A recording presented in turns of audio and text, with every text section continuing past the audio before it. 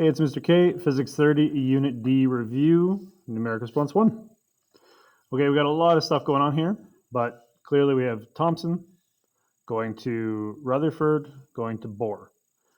Now, the big jump in the first one is going from just having discovered the electrons and thinking there's this positive essence to knowing that the positives were condensed in a small nucleus.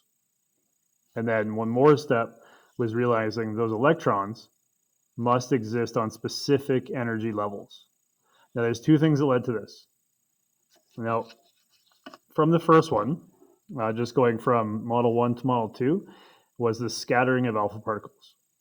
Okay, now, if there was something here before this that led to Model 1, that would be the cathode ray tube. All right, so that was the discovery of the electrons. That was Thomson. And then between Model 1 and Model 2 was Rutherford and the alpha particle scattering and the gold foil experiment. And then from here, now we have to realize that there is a difference between the phenomenon and the theory. Now they've laid it out quite generously where they've organized it by column, phenomenon, and theory. But essentially the theory we need to realize is that if this electron was emitting radiation or electromagnetic radiation, it would spiral into the nucleus, losing energy. So that was Maxwell's theory, that an accelerating charge causes the production of electromagnetic radiation. And then secondly, the phenomenon was the spectra. And the spectra, just as a reminder, is the observation that when you heat a gas, what you're going to see is you're going to see individual photons being released, as you're just going to see some bright lines representing the energy levels in the spectra itself, or in the atom itself.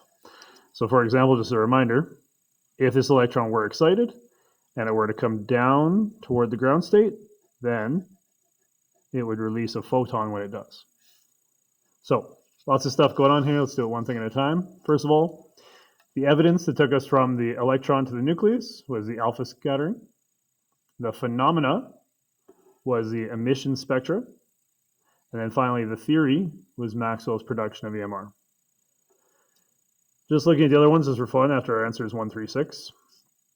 Cathode ray tubes, again, that was Thomson discovering the electron.